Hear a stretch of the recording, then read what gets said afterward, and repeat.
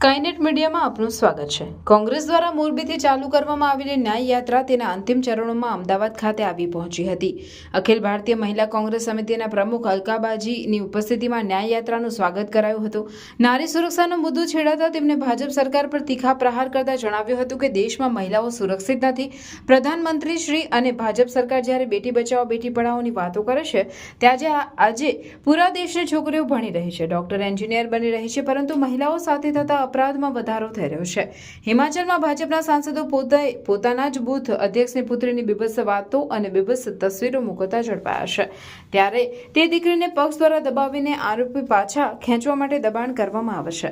કર્ણાટકમાં પ્રજ્વલ રેવન્ના જેવા રેપિસ્ટને ટિકિટ આપીને પ્રધાનમંત્રી પોતે પ્રજ્વલ રેવન્ના માટે વોટની માંગણી કરે છે। દેશમાં બળાત્કારના મામલાની ન્યાયિક તપાસમાં ઘણો વિલંબ થાય છે, જેના માટે સરકારે યોગ્ય પગલાં ભરવા જોઈએ।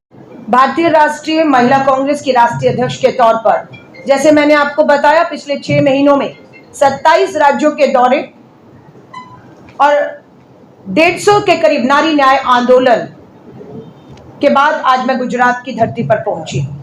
सबसे बड़ा आज जो देश में मुद्दा है वो है महिला सुरक्षा का मुद्दा। आज पूरे देश में महिलाओं के प्रति अपराध में बढ़ोतरी हुई है। लाल किले की प्राचीर से बेटी बचाओ का नारा दिया गया और 10 साल के बाद आज बेटियां बचाना मुश्किल हो रहा है। मैं महाराष्ट्र के मुंबई से 2.5 घंटे की दूरी पर बदलापुर में मात्र 3 साल की नर्सरी क्लास में पढ़ने वाली बच्ची और 8 साल की बच्ची के साथ स्कूल में जघन्य अपराध होता है। स्कूल प्रिंसिपल प्रशासन खामोश रहता है। जैसे ये बात सामने आती कि मात्र 3 साल की बच्ची नर्सरी क्लास में पढ़ने वाली बच्ची के साथ गलत काम होता है, वो भी खुलासा कब होता है जब बच्ची अपनी माँ को घर जाकर बुलाती है कि माँ मुझे दर्द हो रहा है। माँ 3 साल की बच्ची को डॉक्टर के पास लेकर जाती है, डॉक्टर अपनी जांच में बताती है कि 3 साल की नर्सरी में पढ़ने वाली थाने जिले की बदलापुर ब्लॉक में जिस स्कूल है उस बच्ची के साथ बलात्कार हुआ है। ये महाराष्ट्र में किसकी सरकार है?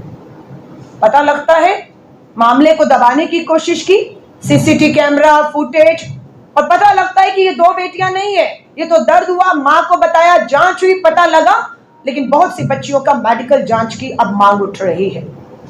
कलकत्ता के अंदर अस्पताल के अंदर डॉक्टर बेटी है, आप कहते हैं बेटी पढ़ाओ बेटी बचाओ, बेटियां पढ़ा रहे हैं माँ बाप, डॉक्टर इंजीनियर लॉयर बना रहे हैं माँ बाप, लेकिन आपसे बेटियां इस देश में बचाई नहीं जा रही।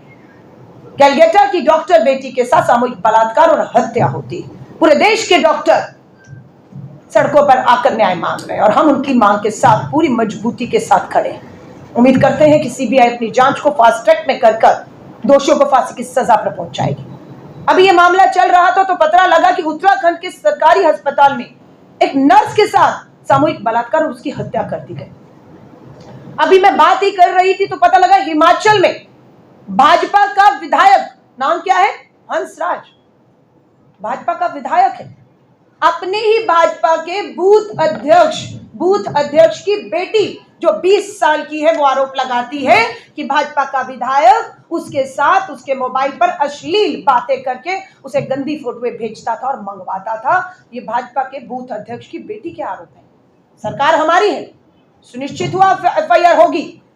हमने वो काम नहीं किया जो दिल्ली में बैठे गृह मंत्री के अधीन दिल्ली पुलिस ने, विनेश फोगाट, साक्षी मालिक, भारत का सीना चौड़ा करने वाली, ओलंपिक में पदक जीतने वाली बेटियों ने जब भाजपा के पूर्व सांसद ब्रजभूषण शरण पर आरोप लगाए, भाजपा की केंद्र सरकार ने एड़ी चोटी का जोर लगा दिया, दिल्ली पुलिस पर दबाव बनाया, एफआईआर नहीं होनी चाहिए और एफआईआर नहीं होती है, लेकिन बेटियां सुप्रीम कोर्ट पहुंचती हैं, सुप्रीम कोर्ट की फटकार लगती है, तब ब्रजभूषण भाजपा के पूर्व सांसद के खिलाफ एफआईआर होती है, लेकिन गिरफ्तारी जांच बिल्कुल नहीं हुई। मुझे इस बात की तसल्ली है कि हिमाचल में हमारी सरकार में भाजपा के ही बूथ अध्यक्ष की बेटी ने अगर भाजपा के विधायक पर इतने गंभीर आरोप लगाए तो तुरंत एफआईआर होती है, तुरंत एफआईआर होती है। लेकिन बेटी पर दबाव बनाया जा रहा है पूरे भाजपा के संगठन द्वारा कि बेटी अपना मामला वापस ले ले। हर तरीके का दबाव उस बूथ अध्यक्ष पे बनाया जा रहा है। मेरी खुद हिमाचल के मुख्यमंत्री से बात हुई है, हमने मुख्यमंत्री को कहा है, आपने एफआईआर की, हम सरकार का, पुलिस का, हिमाचल का धन्यवाद करते हैं कि आपने ये नहीं देखा कि वो कितना कद्दावर नेता है, वो भाजपा का विधायक है, सांसद है, किस पार्टी का, किस नहीं, आपने बेटी की एफआईआर की है। और अब मैं खुद 27 अगस्त को हिमाचल का विधानसभा सत्र है, हम विधानसभा का घेराव करने जा रहे हैं। मैं महिला कांग्रेस की राष्ट्रीय अध्यक्ष हूं, मेरी सरकार है, धन्यवाद करती हूं एफआईआर किया आपने।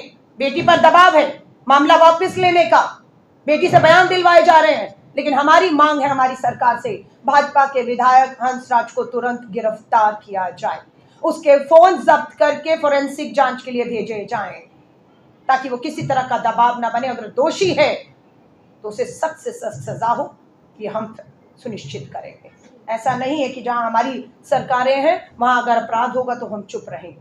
कर्नाटक में प्रज्वल रेवन्ना हासन से सांसद था ना, प्रधानमंत्री जी आपको कह रहे थे बार बार भाजपा के लोग कि मास रेपिस्ट है वो प्रज्वल रेवन्ना, मत दो उसको टिकट, मत करिए उसका प्रचार प्रसार। प्रधानमंत्री जी आप प्रज्वल रेवन्ना को टिकट के बाद हासन में उसके लिए प्रचार प्रसार करते और कहते प्रज्वल रेवन्ना को दिया गया वोट, मोदी को वोट होगा, उसकी जीत, प्रधानमंत्री मोदी जी की जीत होगी। हमने भी एड़ी चोटी का जोर लगाया था, जाकर बैठे हासन में कि प्रज्वल रेवन्ना को टिकट दे दी, प्रधानमंत्री जी प्रचार कर रहे हैं, हमने भी जोर लगाया और प्रज्वल रेवन्ना हारता है, ये आदि आबादी की जीत है।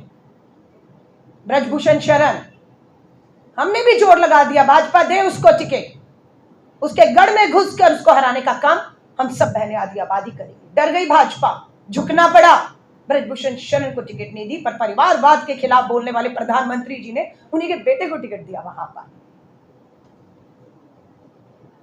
हरियाणा में एक बाबा को बेटी बचाओ का नारा देने वाली सरकार बार बार बलात्कार हत्याओं के दोषी करार दिया गया है उसे सुप्रीम कोर्ट से, उम्र कैद की सजा है, पैरोल पे छोड़ते हैं आप बार बार। गुजरात में बैठी हूं, हमारी एक बेटी के 11 सामूहिक बलात्कारियों को रिहा करने का, उनके गले में हाथ डालने का, उन्हें लड्डू खिलाने का, उनसे अपने चुनाव में प्रचार प्रसार करवाने का अपराध भाजपा प्रधानमंत्री जी आपने किया। और हम फिर सुप्रीम कोर्ट का एक बार फिर से धन्यवाद करते हैं कि वो बिल्किस बानो के 11 सामूहिक बलात्कारियों के फैसले को पलटा गया और उन्हें वापस जेल में ठूसा गया। सो ये इतने उदाहरण है जो भाजपा के बेटी बचाओ, प्रधानमंत्री जी के बेटी बचाओ के नारों को खोखला साबित करते हैं। राजकोट में मेरी महिला कांग्रेस की अध्यक्ष बता रही है, राजकोट में भी महिला का जो है वो बलात्कार हुआ है और बीजेपी के नेता बेटी को नहीं बलात्कारी के साथ खड़े हैं और कोई कार्रवाई नहीं होने दे रहे, कोई अरेस्ट नहीं होता बलात्कारियों का। ऐसे देश की आधी आबादी बेटियां शिक्षित होंगी, बेटियां पढ़ रही हैं, लेकिन बेटियां आप दो कारण जग जाहिर होगा। हमने भी क्यों नहीं अपराधियों में नहीं, कारण सामने आ गया, या तो अपराधियों को सत्ता का पूरी तरह से रक्षण है, अपराधी की सत्ता में पूरी तरह से भागीदार। ये दो ही कारण है कि आबादी को, हमारी बेटियों को न्याय नहीं आ रहा है।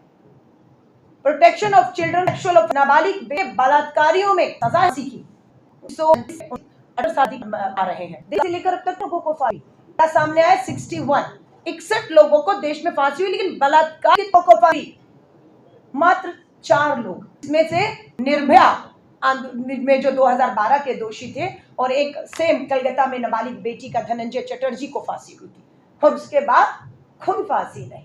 मामले कितने हैं नाबालिग बेटियों के, 12-13 साल से कम उम्र की 3 साल की बच्ची जो बदलापुर में बता रही हूं, ऐसे मामले लगभग 4 लाख से ऊपर मामले सिर्फ नाबालिग बेटियों के हैं और फास्ट ट्रैक कोर्ट में चल रहे हैं। और हमने पूछा फास्ट ट्रैक कोर्ट कब तक फैसला आएगा, बोला 25 साल में।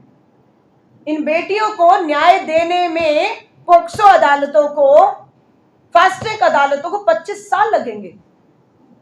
कैसे है ये फास्ट ट्रैक कोर्ट कि 25 साल? बोला कि अदालतें कम हैं, तो किसको बनानी है अदालतें? बोला जज कम है, किसको जजों की नियुक्ति करनी है? दोनों मामलों में केंद्र की भाजपा सरकार, प्रधानमंत्री जी आप फेल साबित हुए। 10 साल में आपको फास्ट ट्रैक कोर्ट बनाने थे, आपको जजों की नियुक्ति करनी थी, लेकिन आज मामले बताते हैं कि इन बेटियों को जो न्याय के लिए गुहार लगा रही हैं, उन्हें भी न्याय देने में फास्ट ट्रैक कोर्ट में 25 साल लग जाएंगे। सो आज भारतीय राष्ट्रीय महिला कांग्रेस की कार्यकारिणी में हम आज मेरी पहली बैठक है। मैं सब पदाधिकारी से दिन भर इसी मुख्यालय में बैठकर मिलूंगी, बात होगी, पहली मुलाकात है। बड़े फेरबदल हम महिला कांग्रेस के संगठन में आने वाले दिनों में करने वाले हैं। हम आगे का रोड मैप क्या रहेगा, क्योंकि श्री राहुल गांधी जी ने अपनी मंशा साफ कर दी है। पार्लियामेंट सदन में खड़े होकर देश के प्रधानमंत्री, गृह मंत्री की आंखों में डालकर एक चुनौती और एक चैलेंज दिया है कि हम गुजरात में भाजपा को हराएंगे और कांग्रेस की सरकार बनाएंगे। ये हमारे नेता ने सदन में खड़े होकर अपनी मंशा साफ। Skynet media Ahmedabad.